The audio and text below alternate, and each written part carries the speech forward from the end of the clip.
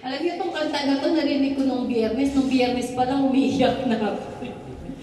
Grabe, yung pagmamahal ng Diyos. Gusto ko yung ako'y natagpuan, dun sa krus, ako'y pinalaya. Imagine mo, ang katumbas ng kalayaan natin, yung buhay ng ating Panginoong Hesukristo. Ganun niya tayo kamahal. Napakabuti ng Diyos. Napakabuti niya. Napakadakila ng Diyos. Hindi ko makontain yung kagalakan ng puso ko na sino ba ako sa paningin ng Lord. Kung titingnan natin yung mga buhay natin nung mga nakaraang mga panahon, sino ba tayo para pag-ukulan ng ganong atensyon ng Panginoon, pag-ukulan ng kanyang buhay. God is so good. Hallelujah. Parang ayoko parang nanginginig ang buong laman ko. Amen. Ay, grabe ang presensya ng Panginoon. Grabe ang pagmamahal. At dahil sa pagmamahal ng Diyos, tayo'y nabago. Amen? Bago ka na ba, kapatid? Amen? Ikaw ay bagong nilalang na. Amen? Kung ang sinasabi ng kaaway, hindi ka pa talaga bago, huwag mong paniwalaan. Katulad ng sabi ni Ate Hani kanina, diba? Ang sabi niya, kahit daw yung mga kasinungalingan at paninira ng mga taong nakapaligid sa iyo, bayaan mo lang silang magsalita ng magsalita sapagkat alam mo kung sino ka at anong ginawa ng Panginoon para ikaw ay magkaroon ng bagong pagkatao. Amen ba? Amen. So ako ngayon ay isang disciple. Amen. Ayoko na pong gamitin ng Christian. Kasi nakakalahura, di ba? Magsasabing Christian, tapos makikita mo nasa diskuhan, nakikipaghalikan doon. Ang suot, kulang na lang lumabas ng lahat ng kaluluwa niya, di po ba? O sige, nakikita mo, Kristiyano daw, pero makapagmura, matindi, di ba? So, ayoko na po nun. Sapagkat ibang mga relihiyon, they call themselves Christian, pero hindi natin makita ang tunay na essence ng Christian. Kaya gusto ko po, tawagin natin ang mga sarili natin, disciple. Bakit disciple? Ang disciple ang sumusunod sa Panginoon. Sumusunod ba tayo sa mga salita ng Diyos? So tayo po yung mga disipulo ng ating Panginoong Jesucristo. Okay. Dahil sa pagmamahal ng Diyos, dahil sa pag-ibig niya, tayo ay nagkaroon din ng pananampalataya. Tama ba? So, are you Christian? Are you disciple? Definitely you have the faith. Amen? Yung faith. At ang sabi po dito sa ating unang verse, ito po kasi, ang ganda nung sabi ko, ang ganda ng revelation ng Lord. Doon sa, for we walk by faith, not by sight. Dito ba ako? Kita niyo po ba pag nandito ako? Ano po ba? Kuya, doon ka banda, para dito ako pumwesto. Ayun, kuya, doon ka din. Isa ko po pa. Dito po. Kita niyo po, ha? Ayan, para ayun, para kita niyo. Ayan, sabi niya, we walk by faith, not by sight. Alam niyo po, nung una ko itong masagi ko to, nung way back 2006, mga ganyan.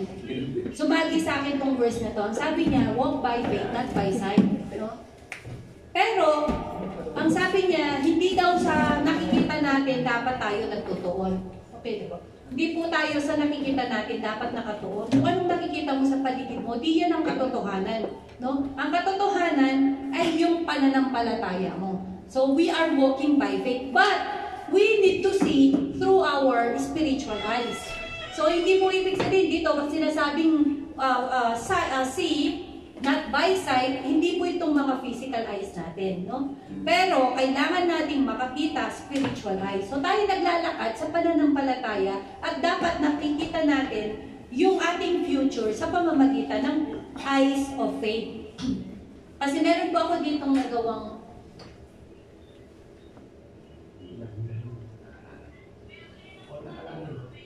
ikon yung motor. Ay, hindi pa ba naka-on? Ba't nakalabas? Okay.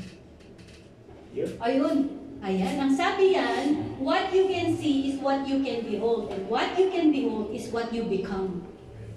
What you can see is what you can behold. Kung anong kaya mong makita, ang siyang pwede mong panghawakan. Amen? At pag yan pinanghawakan mo, mapangyayari. Mangyayari. It can become. Okay? Sa paanong paraan? Kasi di ba, we walk by faith. And we have to see by faith. So kung nakikita mo by faith ang isang bagay, yung inaasam mo sa puso mo. Dati nakikita ko si Pastor Bernard sa faith ko eh. No, joke lang po yun. So, nakikita mo, let's say, meron kang dreams, meron kang aspiration sa buhay mo, nakikita mo siya by faith, then pwede mo siyang panghawakan. At yung pinangahawakan mo na yun, ang mapangyayari sa buhay mo. Sapagkat ang sabi sa Isaiah, kailangan makita mo. Unless hindi mo nakikita, hindi mo mapanghawakan. Ang sabi sa Isaiah, behold, okay? Behold, I am doing a new thing. Panghawakan mo, meron akong ginagawang mga mabubuting bagay. At pagkatapos, do you not perceive? Ibig sabihin, hindi mo ba nakikita? So, bago mo pala pwedeng panghawakan, kailangan makita mo muna. So, ang sabi ng Isaiah, panghawakan mo na meron akong ginagawang bagay. Pero, ang sabi niya, di mo ba nakikita? Unless nakita mo, panghahawakan mo, at yan ay mangyayari sa buhay natin. Amen po ba? Paano ba pangyayari ngayon? Ang sabi po dito sa Proverbs 4:7, with all thy getting, you have to get the understanding. Yung becoming is yung pagtanggap. Yung become. No? In all your getting, yun yung become. Yung getting, yung pagtanggap mo sa pamamagitan ng nauunawaan mo. Paano mo mauunawaan kung hindi mo, paano mo matatanggap kung hindi mo nauunawaan? Okay? So, today kailangan matuto tayo na makita yung mga bagay na pinagpapray natin sa pamamagitan ng ating mata ng pananampalataya. Eyes of faith. At pagkatapos kailangan, kung ano yung nakikita mo, panghawakan mo yun. Huwag mong bibitawan. At pagkatapos, dahil nauunawaan natin sa pamamagitan ng salita ng Diyos na yung pinanghahawakan mo ay kayang ibigay ng Diyos, then you can have it. Amen po ba? Amen. Ngayon, wala pala yung isang slide. Nasabi ko, kung ano yung gusto mong makuha, kailangan makita mo sa spiritual eyes mo. Amen? So, yung wealth po, wealth. Sino gusto ng wealth? Amen. Wealth. Ano po ba yung wealth para sa inyo? Yung ibang sabi nila, health is wealth. Amen? Iba po kasi, pag po sinabing wealth, it's a total package. Sabi nung iba, kapag daw meron silang magandang pamilya, maayos na pamilya, wealth daw yun. Amen? Which is true naman. So ngayon, kung nakikita mo yung wealth, no? Gusto mo ng wealth, gusto mo ng magandang relationship sa pamilya mo. Kung gusto mo ng good health, yung kalakasan mo, yung physical mo, gusto mo ng wealth sa yung mga physical na mga material na mga bagay, house and lot, kotse, no? Lahat ng yan. Kung yan ay tinuturing mong kayamanan, gusto mo magkaanak dahil yan ay tinuturing mong kayamanan, well, kailangan makita natin sa ating mga mata. Amen po ba? Amen. Pero, kailangan dapat, sabi ko, we walk by faith. Kailangan makita natin sa ating pamamagitan ng ating pananampalataya. May kadugtong punong mata yung ating dila. Yung ibang sinabi nila, okay na lang sa akin, kahit hindi ako mayaman, financial or material, basta may good health ako. Yung ibang, okay na lang sa akin, kahit na hindi kami mayaman, at least maganda yung samahan ng pamilya namin. Di po ba? Ay, hindi ako papayag. Para ma-echo ako. Pakibawasan ko ang echo ko. Hindi maganda sa akin. Kasi po yung YouTube natin, pangit po pag nag-i-echo. Hindi maintindihan niya. Hello po. Ayan. Hello. Ayan, no? Tapos ngayon, kailangan, huwag kayong pumayag na basta malakas ako. Kahit wala akong pera sa bangko. Hindi pwede yun. Alam niyo kung ano yung dineclare ninyo, yun lang ang kaya niyong makita. Dahil nakikita niyo lang eh. Nakikita mo lang pala yung good health, yung kalakasan, yung malakas. So anong bibigay ng Lord sa'yo? Kasi yun lang ang faith mo. Tama? Kaya yun lang ang nakikita mo. Pero kung nakikita mo, ang wealth ay total package, meron ka ng good health, meron ka ng material, meron ka ng physical meron kang magandang relationship, magkakaroon ka ng napakagwapong asawa, magkakaroon ng magandang, bakit po asawa? Kasi yung ibang girlfriend nawawala, no? Asawa agad. Asawa agad. Amen po ba? Dapat i-train natin yung ating spiritual eyes na makita yung mga bagay na ito. At pagkatapos pag nakikita mo, dideclare mo yan. That is the sign na pinangahawakan mo. Kapag sinasabi mo, ibig sabihin pinangahawakan mo yan. Amen ba? O, at pag pinanghahawakan mo, abay yung mangyayari sa buhay mo. Ako po, hindi pwede sa akin yun. Na kailangan malakas lang kami, maganda lang, walang laman. Hindi pwede. Total package. Yan ang tinitingnan ko sa spiritual eyes. And it become, amen, it can. Amen, hallelujah. Ngayon, ang title natin ay See Wealth in the Eyes of Faith. Kailangan makita mo. No? Kung ano man yung pinagpo-pray mo, kailangan makita mo yan sa spiritual eyes para mapanghawakan mo. Ang sign ng pinanghahawakan, dinideclare ng bibig. Amen? So pag sinasabi mong ako'y pinagpala at pagpapalain, ako'y magkakaroon ng ganito, ganyan, by faith because you are seeing it. Pero pag yung medyo clumsy ang declaration mo, hindi mo yan talaga nakikita. Amen? Hindi mo talaga nakikita sa pananampalataya. So ngayon, kailangan makita natin. O ano title natin? See wealth. Amen. So kailangan i-practice natin. Ngayon, ano bang ibig sabihin ng wealth? No? Yung wealth po kasi dito, no? Actually kasi yung wealth po talaga, pagka tinignan natin sa Hebrew word, package talaga siya. Hindi lang siya material. Kasama po pala talaga yung good health, yung magandang relationship, yung magandang pamilya, package din pala pag sinabi mong wealth. Kasi pag English, wealth lang siya. Pag sa Tagalog, kayamanan, karamihan. Yun lang po, no? Pero pag tinignan natin sa Hebrew word, mas malalim siya. At bakit ko sinabing kailangan makita mo at panghawakan mo sapagkat mangyayari? Sapagkat sigurado, sinabi dito, ang sabi niya, sa 18 muna ako ha, but remember that it is the Lord your God who gives you the power to gain wealth in order to confirm His covenant that He swore to your fathers even to this day. So, pinangako ng Diyos, para daw po, ikaw ay binigyan ng kapangyarihan, ng kakayanan, para yumaman. Amen? Binigyan ka ng Panginoon. Bakit kailangan mong yumaman? Para ma-confirm niya yung kanyang pangako, yung kanyang covenant sa inyong mga forefathers. Tayo po ba yung sinong forefathers natin? Si Abraham. Amen? Si Abraham ang ating forefathers. Kung anong pinaniniwalaan ni Abraham, anong pinangako sa kanya, yun din ang tatanggapin natin. Amen po ba? So ngayon, para daw ma-establish yung covenant niya. So kung hindi pa, wala pa, hindi nyo pa hawak yung kayamanan na sinasabi ng Bible, mag-expect kayo. Bakit? Kasi yun ang kaparaanan para ma-establish o ma-confirm ng Diyos yung pangako niya kay Abraham. Sinungaling po ba ang Diyos natin? No. Hindi siya sinungaling. Kung ano yung sinabi niya, kaya niyang gawin. Ngayon, kung wala pa, panghawakan ninyo na darating ang wealth sa buhay ninyo sapagkat yun ang confirmation na ikaw ay anak ni Abraham. Ikaw ay kasama sa lipi ni Abraham. Amen ba? Amen. Ngayon, sa mga meron ng mga kayamanan, sino po dito mga may kayamanan na? Pakita sa mga kamay. Taas ang mga kamay. Ayan, no?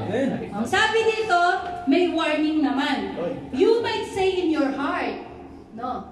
The power and strength of my hands have made this wealth for me. Marami po nagsasabi, I am a self-made millionaire. No? I am a self-made man. Ibig sabihin, yumaman siya sa sariling kakayahan niya. Huwag daw po natin sasabihin yun. Huwag tayong magmamalaki sapagkat hindi yun totoo. Ang totoo, ang Diyos, yung 18, ang siyang nagbigay ng kakayanan sa iyo, ng kapangyarihan sa iyo, para ikaw ay yumaman. Amen? Napakaganda ng pangako ng Panginoon. Balik tayo, yung wealth kasi sa Hebrew word, ang ibig sabihin ay osher, yung iba naman ang pronunciation, aser. Aser. Okay? Na ibig sabihin, wealth, riches, whatever na isipin nyo ang kahulugan ng wealth sa inyo, yun na yun, aser. Ang ibig sabihin ay aser. Ngayon, kung titingnan natin, yung meaning ng aser, ang root word niya po ay Ashar. Kilala niyo si Aser? Aser, yung anak niya, no? Asher. Anak ni Jacob, isang anak niya. Ang isang anak niya si Asher. Alam niyo kung ang blessing sa kanya ni Jacob, ang sabi niya, in blessing I will bless thee. In multiplication I will multiply thee. Sa kanya, doble talaga ang pagpapala. Kasi ang ibig sabihin ng Aser, wealth. Pagpapalang siksik, liglig na umaapaw. So, ang ibig sabihin po ng wealth or riches, ang original word daw po niya ay aser. Pagka tinignan natin yung Hebrew na letter, yan po yan. Ito pong sa taas, yung kulay yellow. At po sa Hebrew language, meron din po silang picture na correspond bawat letra. Ano yung mga letter na yon? Kung titingnan natin, iisa-isahin natin para makita natin kung anong ibig sabihin pala ng wealth. Ang sabi dito, ito po yung first letter is ayin. Tapos ito shin. Ito ay resh. No?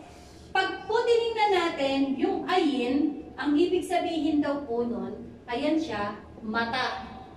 Na ang ibig sabihin, di ba, nakakakita ka. So, see. Tapos yung shin, pag singular daw po, ang ibig sabihin ay power or El Shaddai. Kung dito makikita nyo, consume and destroy. Sino lang ang pwedeng mag-consume? Di ba, ang Diyos? So, siya ang tinatawag na Shaddai o powerful. Ngayon, yung resh, tingnan natin, head. Di ba? Ulo ng tao, na ang ibig sabihin, head, person, or leader. Okay. Pag pinagsama natin ito, itong mga picture niya, ang ibig sabihin, see, power or God, Shaddai, and then head or source. Pag pinagsama natin yan, ang ibig sabihin, see God is your head or source. Amen. Kapag pala nakikita mo yung kayamanan, nakikita mo dapat na ang source ng kayamanan ay ang Panginoon. Amen? Siya yung pinagmumulan ng lahat ng uri ng kayamanan. Kapag naintindihan natin na ang lahat ng bagay na tinatawag nating kayamanan, ang source natin ay ang Panginoon. Therefore, magdududa pa po ba tayo doon? Na ang Diyos ang siyang nagbibigay? Amen? At dahil alam natin ang Diyos ang siyang nagbibigay, madali din tayo magbalik, di ba? Kasi binigay lang sa iyo eh. Hindi naman ikaw ang naghirap, ang Diyos ang nagbigay ng power to gain wealth. So kung meron ka ng wealth, madali ka rin daw magbalik, di ba? Okay, balik tayo. So, nakikita niyo po ba na ang lahat ng bagay na klase ng pagpapala.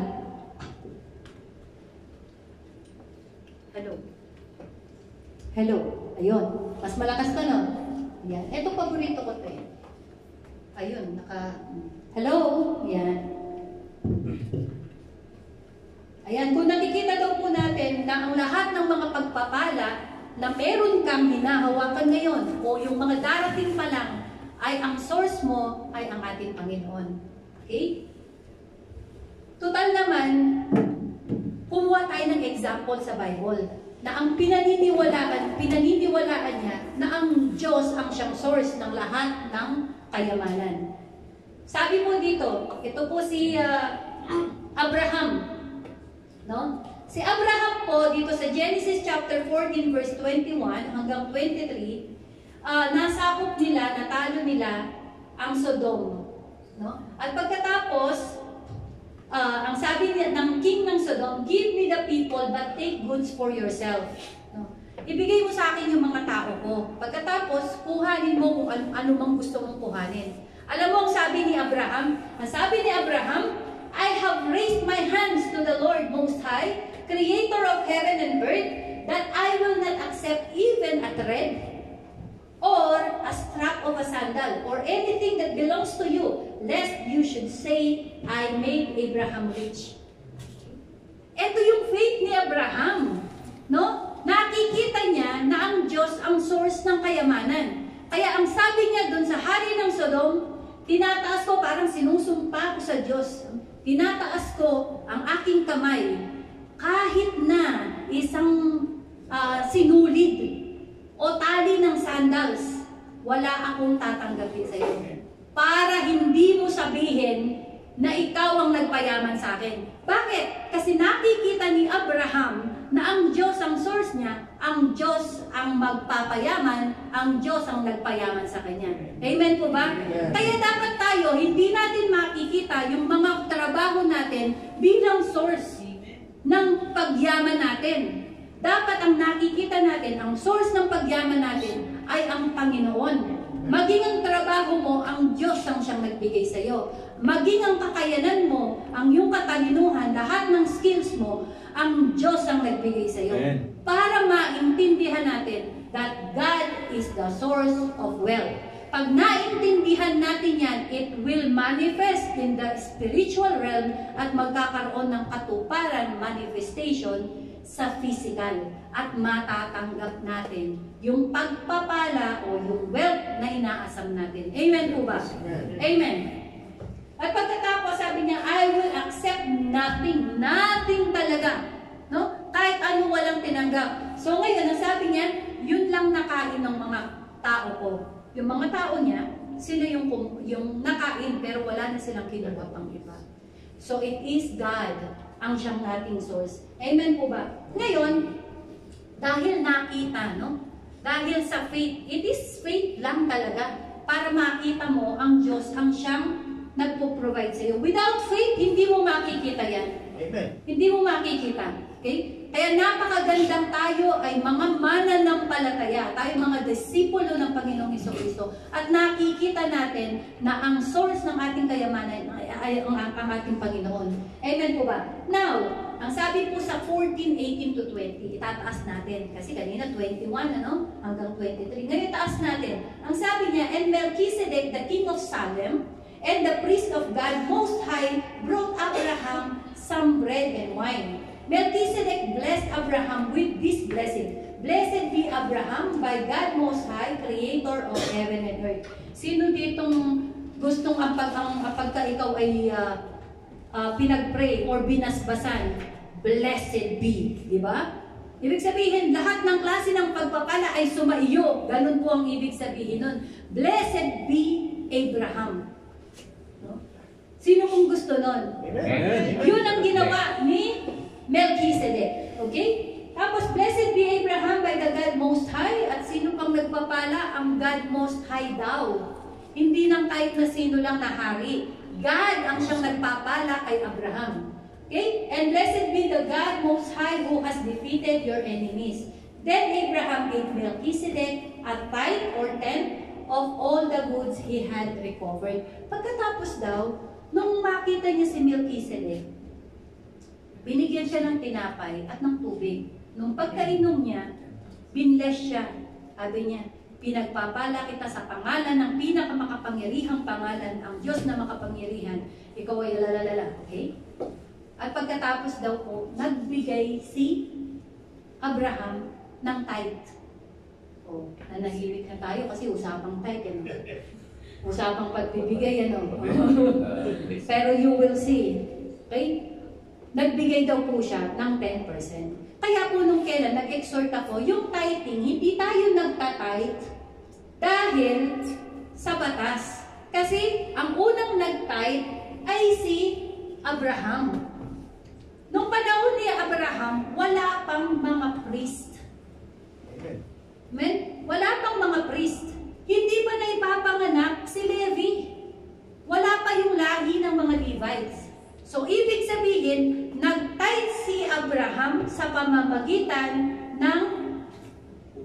siya. Nandun siya sa dispensation of grace. Nangyari ang tithing sa dispensation of law nung panahon ni Moses. Before that, wala pang batas, nag-tithe na si Abraham. Okay? Nag-tithe si Abraham kay Melchizedek. Bakit siya nag-tithe kay Melchizedek? Sino si Melchizedek? Ang sabi dito, the King of Salem, priest of Most High God. Tingnan natin mamaya. Okay? Sino si Melchizedek? At pagkatapos, sinabi ko nga po, si Melchizedek nag-exist na, bakit siya tumanggap ng 10%? Eh wala pa namang batas. At hindi naman siya, wala pa naman ang lipi ni Levi na most high, na mga priest, mga high priest na tumatanggap ng 10%. Sino itong si Melchizedek na ito? Okay?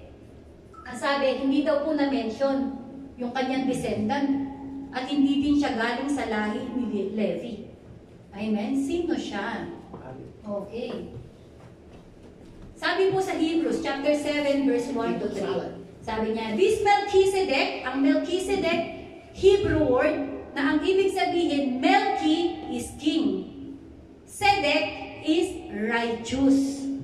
Okay? Righteous king. Opo, righteous. So, king at saka righteous. During the time, kaya po napaka-rich ng mga Hebrew word, no? Kung ano yung pangalan mo, ikaw yon. So ito, nung marinig ni Abraham, Melchizedek, King of Righteousness, at pagkatapos galing siya sa, ano daw? Sa king daw po ng Salem. Galing daw po siya, king din siya ng Salem. Alam niyo po, ang ibig sabihin ng Salem, from the word shalom. Shalom means peace. So siya ay, ang daw po ng Hebrew, no? Biruin ninyo, from the Old Testament, napunta na tayo sa New Testament. Ang sabi niya, this Melchizedek was a king of Salem and priest of God Most High. He met Abraham returning from the slaughter of the king. He blessed him. And Abraham apportioned to him 10. Okay, nagbigay siya ng 10. Of everything. First, his name. Ibig sabihin is what? King of righteousness. Then also, King of peace. Amen? King of Salem means King of peace. Without father or without mother. Wala siyang pinanggalingan. Without beginning of days or end. Okay? Like the Son of God, He remains a priest for all time. So, sino po si Melchizedek? He is Jesus Christ. He is the typology of Jesus Christ. But actually, He is Jesus Christ. So, si Abraham, kaya nung nag-uusap si Abraham at saka yung mga Pharisee, di ba? Yung mga Hebrew, yung mga elder, ang sabi niya, I am that I am. So nagalit sila kasi yung word na yon ay napaka-holy. Sabi nila, nagbablasphemy ka. Sabi niya,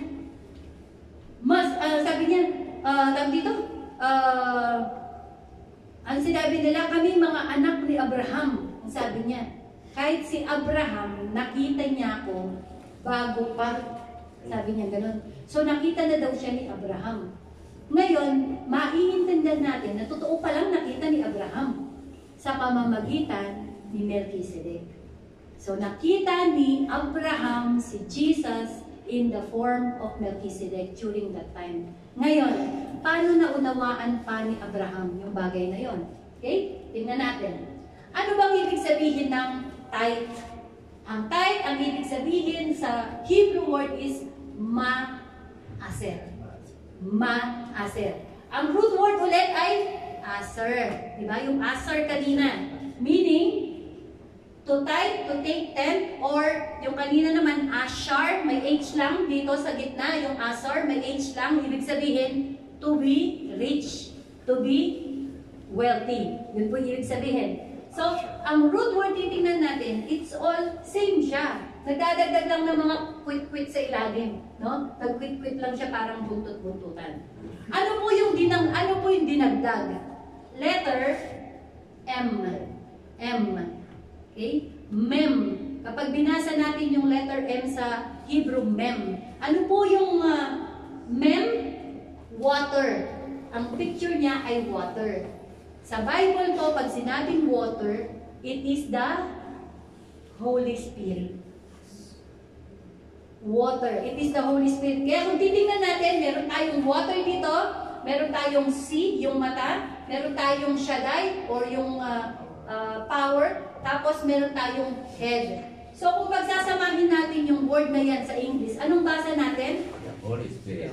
The Holy Spirit helps to see that God is our head or our source. So that time, even the Holy Spirit is already present. Kasi nakita ni Abraham sa pamamagitan ng banal na Espiritu na yung nagbigay sa kanya ng tinapay at ng tubig na si Melchizedek ay ang ating Panginoong Jesucristo. So without the Holy Spirit, there is no revelation. Kaya po maririnig nyo ako palagi, Holy Spirit, ako ng Holy Spirit. Sa lahat ng message ko, laging merong Holy Spirit. Bakit? Itong Holy Spirit kasi ang siyang magbibigay ng kaunawaan sa atin. Ang sabi niya, when the Holy Spirit comes, He will teach you everything you do not understand. And sabi niya, when the Spirit comes, it will help you to remember everything that you have heard. Amen? So, kapag nasa iyo ang Holy Spirit, nauunawaan mo ngayon. Yung naririnig mo, yung nababasa mo, katulad ni Abraham, nung marinig niya yung pangalang Melchizedek, King of Righteousness. Amen? At King of Peace, Salem. King of Peace, walang ganong bagay dito sa lupa, kung hindi ang Diyos. Amen? Kaya siya ngayon, antimano, nagbigay siya. Amen? Dahil alam niya, yung pinagbibigyan niya, sa kanya din galing yung meron siya. Hindi mahirap magbigay pag yung ang binibigyan mo, yun din nagbigay sa'yo. Amen. Tama po ba? Tama? Amen. Madaling bigyan yung alam mo, may ibabalik sa'yo. Sa sekular na buhay, di ba? Magpapautang ka dun sa alam mo kayang magbayad. Amen. Tama? Dito sa spiritual, mabilis kang magbigay sapagkat alam mong yung bibigyan mo ang Diyos, kayang ibalik sa'yo yung ibinigay mo, kaya niyang ibalik ng 10 times, 100 times, and so on and so forth. Amen?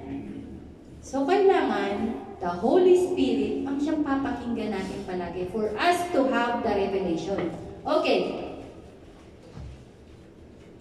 So, it is the Holy Spirit. Amen? Ngayon, tingnan natin. Ang sabi dito sa Hebrews chapter 7 and 8, balikan natin. The priests who collect tithes are men who die. So, Melchizedek is greater than they are because we are told he lives on.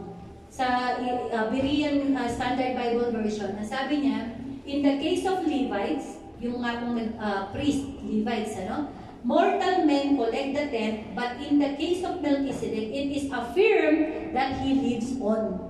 So si Melchizedek lives on.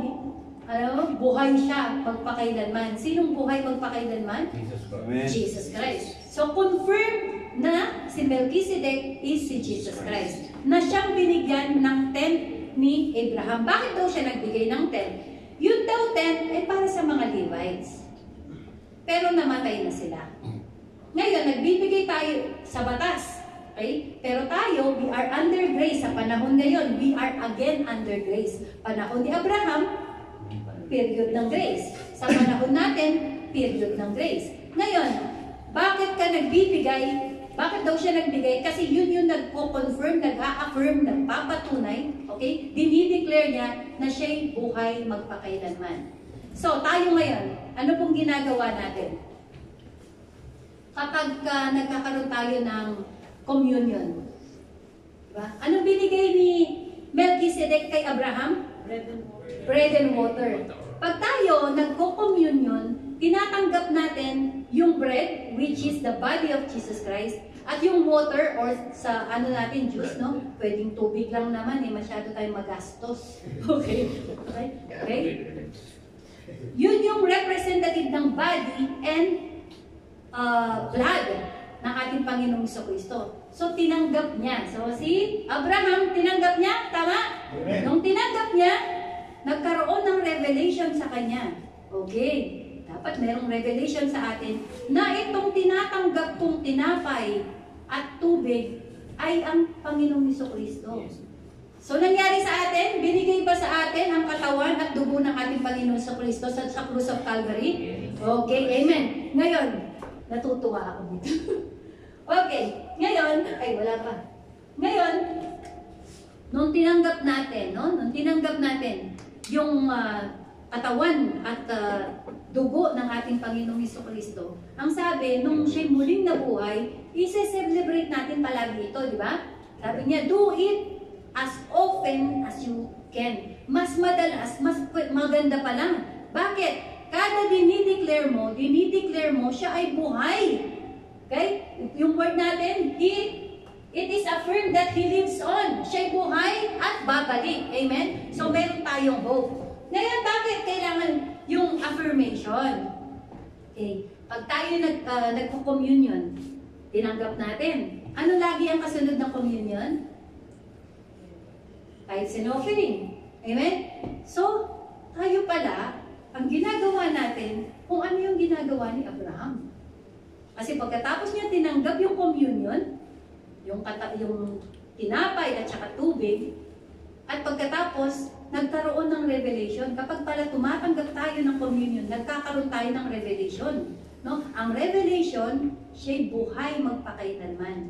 Kaya ngayon, tayo nag-o-offer sa Kanya sapagkat yung buhay na yun magpakailanman, hindi titigil ng pagbubuhos, ng pagpapala sa bawat isa sa atin. Yung wealth na hinihintay natin ay ibubuhos ng ating Panginoon Jesucristo. Amen po ba? Kaya tayo nagtatight. Amen? So, ngayon nakita natin na kung anong meron ka galing sa Panginoon, madali kang magbigay. Hindi ngayon mabigat sa iyo. Hindi ko po tinuturo to para kayo magbigay, ha? Kasi po, ang pagbibigay, kusang loob, galing sa puso. Amen? Gusto ko lang makita nyo para kayo din ay mapagpala. Bago pa ako tutuloy. Alam niyo po, ako natuto ako mag-tithes. Hindi ko pa naiintindihan ito. Pero kung naiintindihan ko to agad, ganito ang ginawa ko. Noong pong naintindihan ko to, lalo akong pinagpala ng Diyos. O, diba, paupo-upo lang ako sa opisina, sumusweldo na ako. Ganun po yung nangyayari. Kapag no? Kasi nung una po ako talagang mag-tithes, ang palagi kong naririnig kasi sa dating mga church na nadaluhan namin, malakay. Sa batas. Nagkaroon tuloy ako ng fear, abay ninanakawan ko pala ang Diyos kapag nagbibigay ako. No? Pero, na-challenge ako, subukan mo ako dito kung hindi ko ibubuhos. No? Sabi ng Lord, subukan mo ako dito. Nag-tithes po ako, sinubukan ko ang Diyos. Ang unang tithes ko, 180. Tandang-tanda ko, 180 SAR. Sabi ko, Lord, first time, sabi mo, ikaw nag-challenge eh. Subukan mo ako dito. Sinubukan ko ang Diyos. Nagbigay po ako sa Diyos. At pagkatapos, mga ilang buwan nang nakapagtrabaho na ako kasi yun yung time na mag-aaral na yung mga anak namin. So nakapagtrabaho ako at ang unang sahod ko, ang tithes ko 180. Ang unang sahod ko 1,875. Sumobra na kasi. Sumobra, di ba? Okay. At pagkatapos, nagtuloy-tuloy ako sa tithing. Nung una, mabigat din sa akin. Si Abraham ba, Timano, yung faith niya solid? Hindi rin, di po ba? Nagtanong din siya eh. Bakit ang tagal? Ang tanda ko na, magkakaanak pa ako. Diba? Ganun po yung ano niya eh. So si Abraham, parang tayo din. Nag-umpisa sa maliit na pananampalataya. Pero, nag-train siya sa patuloy na pagsunod. Ako, nagdududa ako magbigay, pero tinrain ko yung sarili ko, ibigay pa din ng ibigay yung aking tithe. Hanggang sa may nag-offer sa akin, panibagong department. And the story goes on, yung pong aking 180 ay nadoble ng 10 times sa tinatay ko. Umabot po sa ganon nung nasa Oracle ako. Kung lumampas pa sa 10 times ng 180. Imagine nyo, dahil after nung pagtatay ko, dahil challenge ko ang Panginoon, naiba na yung mentality ko. nakita ko na ang source ko talaga ay ang Panginoong Jesucristo. Amen. So, nung nagbibigay na ako, not because takot ako dun sa batas, o dahil sinusunod ko yung batas, o dahil baka malista yung pangalan ko na hindi ako nagtatides, kasi sa GIL ba? Sa yung church na nililista po yun, at meron po silang tithers night. Pag di ka dumalo, ibig sabihin hindi ka tithers. O kung dumalo ka naman at alam ng finance, hindi ka tithers, nakakahiya. O, sa ibang church po, nililista. Pero dito, wala pong listahan, no? Wala pong silipan, sapagkat ang tithing galing sa puso. Amen. Dahil gusto ko na kayo ang mapagpala, kayo ang mag-decide. Pag nakita ninyo, naniniwala kasi ako pag nakita nyo katulad ng nakikita ko na ang kayamanan ay ang Diyos ang pinagmumulan, Amen. hindi mahirap magbigay. Amen? Amen. Okay. So, balik tayo. Ang sabi dito, and now that you belong to Christ, you are the true children of Abraham. You are His heirs and God's promise to Abraham. Amen? Ito po, pinangahawakan ng iba. At ako pinangahawakan ko to na ako'y anak ni Abraham. Dahil sabi niya, if you are in Christ, na kay Kristo po ba tayo? Amen. Amen. Tinanggap natin si Jesus Christ? Amen. Amen. So, kung tinanggap mo si Jesus Christ, ikaw daw ay lipi. No? Descendant ka ni Abraham. Naniniwala po ba kayo na kayo lipi ni Abraham? Amen? Amen po ba? Amen. Ngayon, kung daw po ikaw ay lipi ni Abraham, ikaw ay tagapagmana. Anang pangako ng Diyos kay Abraham. At maraming tao, eto lang ang habol nila. Yung pangako. No? Gusto lang nila yung pangako. Si Abraham, hindi lang dumating basta yung pangako nang hindi siya kumikilos. Ibig sabihin, hindi niya ina-act yung faith action. Hindi siya nagkaroon ng faith action. Okay? Kasi, kung ito lang ang gusto mo, yung God's promise to Abraham belongs to you, matagal pa bago mo makita yung kayamanan. Kung dyan ka lang nakapokus. Bakit? Ang sabi mo kasi sa John chapter 8, verse 39, 39 Ito yung nag-uusap yung mga Pharisee at saka si Jesus Christ. Ang sabi, anong pinagsasabi mo? Anong nakita mo si Abraham? Sabi niya, may pananampalataya kayo katulad ni Abraham? Totoo ba? Ang sabi ng Panginoong Jesucristo. Ang sabi kasi dito, di ba, kayo'y anak ng Diablo, sapagkat ang Diablo ay sinungaling pasimula pa lamang. Alam niyo po, sinabi ni Jesus Christ yun. Kasi nag-aano sila na anak sila ni Abraham. Kasi sinabi niya nga, I am that I am. Bago pa si Abraham ay ako na. So ngayon, nagalit sila doon. At tapos, ang usapan napunta, kami mga totoong anak ni Abraham. Ang sabi ng mga Pharisees during that time. Ang sabi ng Panginoon, hindi kayo totoong anak ni Abraham. Kayo'y anak ng Diablo. Sapagkat ang nais nyo ay puro kasinungalingan. Ang tatay nyo, ang ama ng kasinungalingan. Sinungaling na siya nung pasimula pa lang. O sino mga sinungaling dito? Ay, huwag kayong maging masinungaling. Anak kayo ng Diablo. Tingnan nyo nga yung katabi nyo, baka lumalabas ang sungay. Ito po yung challenge. No? Kung sinasabi daw po natin na tayo ay anak ni Abraham, ang sabi sa John chapter 8 verse 39, pakibasa nga po dyan sa loob, you would do the works of Abraham. Kung totoo kang anak ni Abraham, sabi natin kanina, we are in Christ. And we are descendants of Abraham. Therefore, yung pangako ng Diyos kay Abraham sa atin din. Bago mo tanggapin yun, kailangan gawin mo kung anong ginagawa ni Abraham. Anong ginagawa ni Abraham? Faith action. Nakikita niya ang pagpapala ay galing sa Diyos at siya ay nagbabalik sa Diyos. Amen? Malinaw po ba? Now, ay, bakit nandito ulit? Okay. Nasabi ko na ito kanina. Okay? Okay. Ito po yung kanina yung communion. Nauna na. Okay. Ngayon, dahil willing Willing po ba kayong gawin yung ginagawa ni Abraham? Amen. Kailangan i-display natin yung faith natin. Okay? Kailangan i-display natin yan para yung wealth talagang tuloy-tuloy sa buhay natin. Worry-free na tayo dyan, kapatid. Kung wala kang trabaho, walang imposible sa Diyos. Just faith action, ipakita natin yung faith natin. Ngayon, ano ba yung promise? Mag-cite lang po ako ng ilan, no? Sa pangako kay Abraham. Okay? Sabi po dito, I will bless you. Sa Genesis 24 verse 34. Sabi niya, I will bless you. Isipin nyo na, all kinds of blessing nakapaloob na po dyan. At maganda pa sa New Testament, God bless you with every good gifts. No? Good gifts from above comes from God. So ito yung blessing, amen? At hindi lang yon. Every spiritual blessing, idinagdag pa. Nung kay Abraham, ang blessing, puro lang mga material na mga bagay, puro lang mga lahi, lipi, lahat lang yan, protection, yan po yung blessing kay Abraham. Pero tayo sa panahon ngayon, pati spiritual blessing, binigay ng Panginoon. Amen? Kaya na natin mag-preach? Amen. Kaya natin mag-exhort? Amen. Kaya natin magpaawit? Amen. Kaya natin tumugtog? Amen. Hallelujah. These are blessing from the Lord. Okay, next. Ano pang blessing?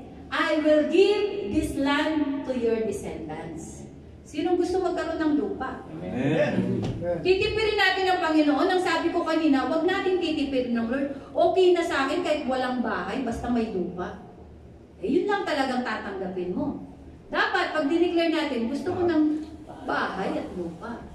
Amen. Mansyon, amen. Nakita ko si ate, sabi niya mansyon. Amen. Di ba? Business. Okay? Ang sabi niya, yung wala pang lupa, taas ang kamay. Amen. Okay, lahat may lupa. Praise the Lord. Wala pang isa, ay sa paso. Yung wala pa, alam niyo, act in faith. Act in faith. I-vision ninyo sa inyong mga mata sa pamamagitan ng pananampalataya na meron na kayong lupa at bahay at sasakyan. Amen? Hallelujah. Dahil yan ibibigay ng Diyos. Amen? Alam niyo po ba, si Kuya Berno, alam niyo ang buhay namin, ang bahay namin, old house. Matandang bahay Kastila. Nakikitira lang po kami dun. Gumraduate na ako ng high school, dun pa rin kami nakatira. Bunso na po ako sa 7 magkakapatid. Yun pa rin po yung bahay namin. Hanggang nagkaroon lang ng konting dispute sa family, kaya ang nanay ko napilitan magpatayo ng maliit na bahay. Dun sa maliit na lupang pinamana ng lolo namin. So, maliit lang. Alam niyo po, bata pa ako, sabi ko sa nanay ko palagi, papagawan kita ng bahay. Magkakaroon tayo ng magandang bahay. No? Without me knowing na mangyayari yon, napatapos ko po yung bahay ng nanay at tatay ko. At pagkatapos, hindi lang yon, nagkaroon kaming sariling bahay at lupa ni Pastor Bernard. Hindi pa natapos doon. No? Ito ang alam kong ang Diyos ang siyang kumikilos. Na ang Diyos ang siyang source. No, nakikita ko na ang Diyos ang source ng kayamanan. During the time na si Pastor Bernard lang ang nagtatrabaho, sinusuportahan namin 2 anak namin naggagatas pa. Sinusuportahan namin yung mga nanay-tatay namin ng medical maintenance. No? Yung allowance po nila pinapadala namin. At syempre, meron pang pa-sideline yan. Yung mga kapatid, medyo hihirit, di po ba? Nawalan pa si Pastor Bernard ng 4 na buwan na sweldo. No? Hindi agad dumadating. Pero nung panahon na yun, ako walang trabaho. Ang sahod ni Pastor Bernard magkano pa lang during that time. Wala pa siyang position na manager during that time. Alam niyo po, inalok sa amin yung lupa dun sa harapan, sa tagiliran namin na almost 500 square meters. Nakuha po namin yun sa panahon na yun. Na si Pastor Bernard lang ang nagtatrabaho. Hindi pa natapos doon. Yung doon naman sa tapat namin, ito yung bahay namin, yung dito, na 500 nakuha namin. Yung dito sa harapan namin, almost 120 square meters, nakuha na naman namin. Yung sa likod, tapos ito na naman, ang Panginoon. Because nakikita ko ang Diyos ang source, hindi po ako tumigil, hindi ako natinag sa pagtatides. No? At pagkatapos, nung 500 square meter, ang sabi ng tatay ko na total, sabi niya, yung 500 square meters na yan, katapat nung lote dun sa subdivision, bilhin mo yung katapat na lote sa subdivision na 300 square meters. Para yung 500 mo, pag binuksan mo yung gate, mataas na rin yung presyo. Tama po ba? Amen. Nabili po namin yung 300 square meter hulugan. Nangyari po, nung inuhulugan namin yung sa subdivision, nag-work na ako noon, kaya namin nakuha. Ilang buwan, nawalan ako ng trabaho. Medyo, sabi ko, Lord, paano ito? Pero patuloy, I see that God is my source. No? Ang siyang source ng mga wealth na yan. Ang sabi ko, Lord, hindi mo kami pababayaan. The God gave the power to gain wealth. Amen? Ako'y nagtinda ng siomay, ng imbutido, ng tosino, ng longganisa. Ako po'y nag-cater. Natapos po namin yung 300 square meter. Because the Lord give you the power to gain wealth. Amen? Amen. At pag nakikita natin siya, okay, pagkatapos nun, eto na, nabigyan na naman kami ng panibagong pagpapala. Nalipat nga po ako sa Oracle. Nagkaroon kami ng sasakyan. No? Pero yun po, ang katas nun, siomay ang pinambayad namin. Kasi sabay po nun, yung sasakyan at saka yung bahay namin ngayon, dun sa subdivision. Magkano yan? O, huwag na po natin may presyohan. Okay? Baka po tayo ay masabihang mayabang. Okay? Ang tinataas po natin dito ang Panginoon. Gusto ko lang pong makita ninyo na kapag natuto tayo na makita na ang Diyos ang source natin, walang imposible. Okay? So sabay po, meron kaming Montero na hinuhulugan at meron kaming house and lot na hinuhulugan sa subdivision na up and down na 100, almost 200 square, o 220 square meters. Ganun po kalaki. Natapos pong lahat yan nang walang mintis ang buto. At patuloy ang padala namin sa magulang ni Bernard, sa magulang ko, ang pagpapala, hindi po natitigil. Amen. Amen? So ito po yun. Pag sinabi ng Panginoon, bakit nangyari lahat ng to? Nangyari lahat ng to nung kami active na sa pananampalataya ng Panginoon ni Pastor Bernard. Nung nandito na kami, 2006, nag-start po lahat ng yan. Doon ko nakita ang pangako ni Abraham, no, bilang aking ama, ang sabi niya, promise of land. Kaya ngayon po, hindi lang isa ang lote namin, hindi lang dalawa, hindi lang tatlo ang mga lote. Actually, marami pa pong nagbebenta. Sabi ni Bernard, tama na. Huwag na. So God is so good. Kapag naunawaan natin to, kaya in all you're getting, sabi sa Proverbs 4:7, get understanding. Pag naintindihan mo, yung pagtanggap mo, tuloy-tuloy. Amen? Amen. Okay. So ano pang pangako? I will make your name great. Amen. Your name is great. Ang number 1, ang pangalan mo, nakasulat na sa libro ng buhay. Amen. Amen? Therefore, kung ang pangalan mo nakalista sa napakamahalagang libro sa buong mundo at sa buong universe, abay your name is great. Amen? Very blessed, very blessed. That is spiritual. Pero sa physical, your name can be great.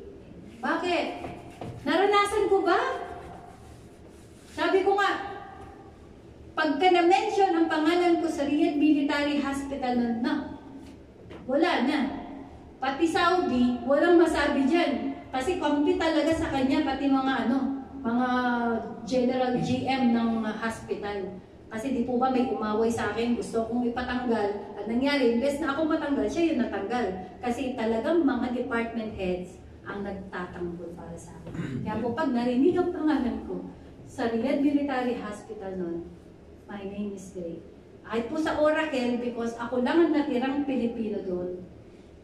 Kaya pagka may na-mention na Pilipino, alam nilang ako yun. At ngayon po sa Crayon, ako lang mag-isang Pilipino. Amen. po ba? God is good.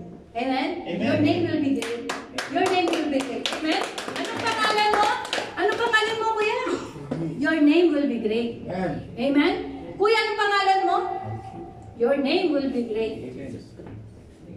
Your name will be great. Amen? Palagpakan po natin ang Panginoon. Hallelujah. Hallelujah. Hallelujah. Hallelujah. Napakabuti ng Diyos.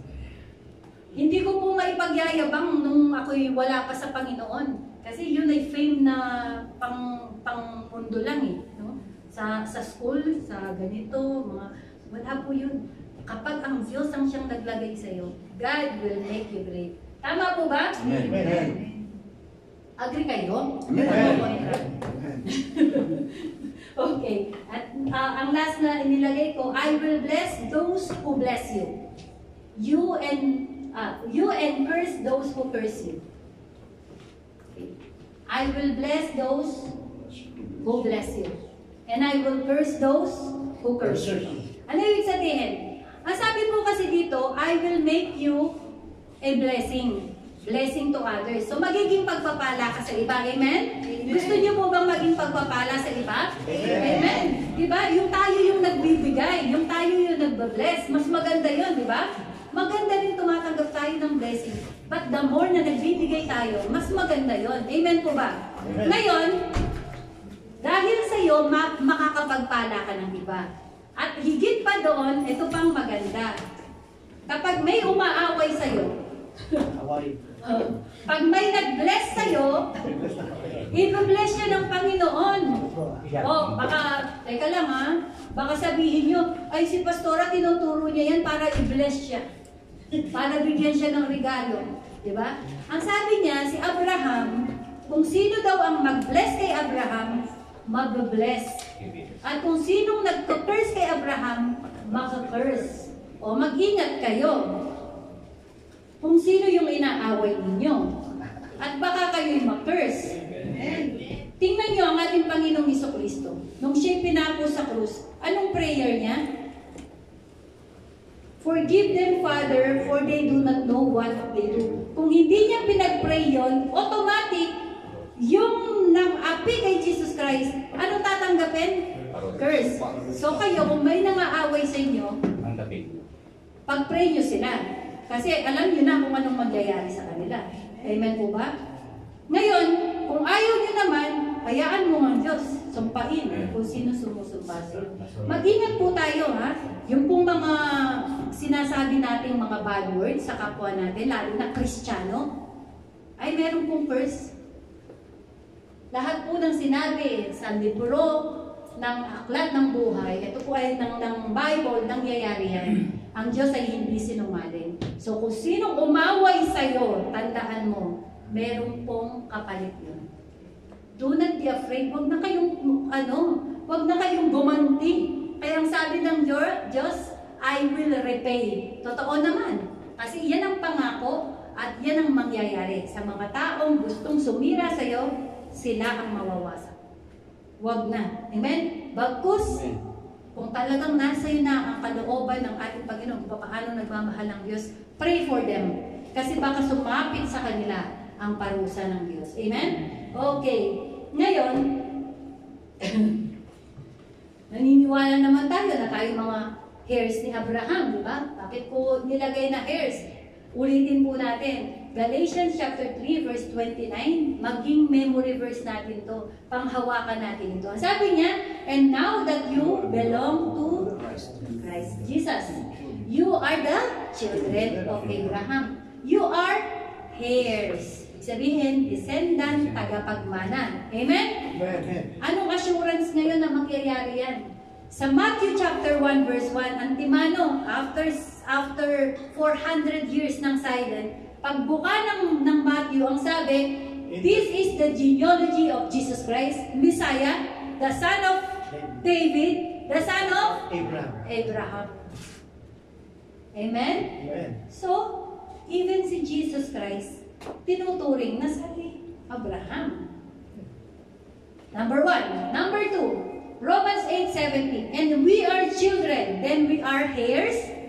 Tama? Of God and co-heirs of Christ. Dalawang tagapagmana sa pamamagitan ni Abraham at pamamagitan ng ating Panginoong Jesucristo. Di ba? Kasi parang naging kapatid natin siya. Adopted tayo, di ba? Tayo yung adopted. Siya yung ating kapatid, siya ang panganay. So kung anong meron ng panganay, meron din daw tayo. So double portion po ang ating pagpapala. Pagpapalang galing sa covenant kay Abraham at pagpapalang galing sa covenant kay Jesus Christ. Saan ka pa? Amen. Okay. Saan ka pa? O, di ba? So ngayon, tayo po tayo. Aba, gusto niyo pa yata. Ulitin ko, ha? Na ngayon, now that you see through the eyes of faith, nakikita mo na sa pamamagitan ng iyong mata ng pananampalataya, kung ano yung kayang gawin ng Diyos, panghawakan natin. At yun ang ating tatanggapin. Amen po ba? Amen. Amen po ba? Amen. Hallelujah. So, can we declare? Ito magandang declaration. I am son, a descendant of Abraham. I am blessed. I am blessed. I am blessed. And I am a source of blessing to others. My children will be mighty in the land. I will acquire wealth because God has given me the power to gain wealth. Hallelujah. Hallelujah. Hallelujah. Tayo po'y manalangin. Glory to God. Hallelujah. Praise you, Jesus. Thank you, Lord, for the fresh revelation that you have shown. Maraming salamat, Panginoon. In the past, I have given because of the law. But now you have taught us, O God, to give and to see that wealth is coming from you, that you are the source of everything. Anything that is good, ikaw po yung source namin. And teach us, O Lord, by faith, na patuloy kaming matutong magbigay, matuto, Panginoon, na panghawakan kung ano yung nakikita ng aming mga mata, sa pamamagitan ng aming pananampalataya, mapanghawakan namin ito, at habang ito'y pinanghahawakan namin, patuloy kaming kukuha ng kaunawaan ng iyong mga salita upang ang lahat ng aming pinanghahawakan na mga pangako mo, Panginoon, ay mapangyayari sa bawat buhay namin. Lord, salamat, Panginoon. Ikaw ang Diyos na nangako kay Abraham, nangako kay Isaac, nangako kay Jacob, at nangako, Panginoon, hanggang sa panahon namin. Lord, as we declare, you are the God of Abraham. We are declaring that we are part of the promise of God to Abraham. Kaya Lord, maraming salamat, Panginoon. We are very expectant mula sa araw na to at sa mga darating pa that wealth is already na tinanggap na namin. Every kind of blessing ay tinanggap na namin. We are giving because we are blessed. Nagbibigay kami, hindi para kami tumanggap, pero nagbibigay kami because we are already blessed, same as Abraham. Lord, as we give, hayaan mo, Panginoon, let our heart desire na magbigay sapagkat alam namin na ikaw ang siyang magbibigay ng higit at higit pa sa aming pangangailangan. Lord, katagpuin mo ang lahat ng aking mga kapatid, Lord. You know them, each of them. Alam mo, Panginoon, ang nilalaman ng kanilang mga puso. Alam mo ang kanilang mga prayer request. Alam mo kung ano yung ini-envision nila in their future. Magandang kinabukasan. At yan ang pangako mo sa Jeremiah 29:11. That your plan for us is for good and not for evil. Plan to prosper us and to give us future, Lord God. Lord, maraming salamat. Hayaan mong ma-envision namin sa aming pamamagitan ng aming pananampalataya kung anong kaya mong gawin in our future. Hallelujah.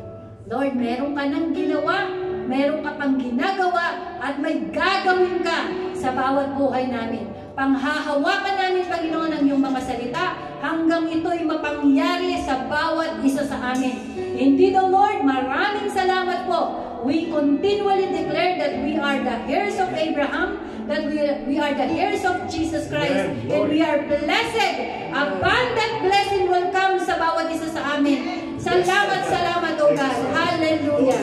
Every kind and good blessing will pour out in our lap, O God, in Jesus' name. Thank you so much. To you, O Lord, we give the glory, the honor, and adoration. This is our prayer in Jesus' name.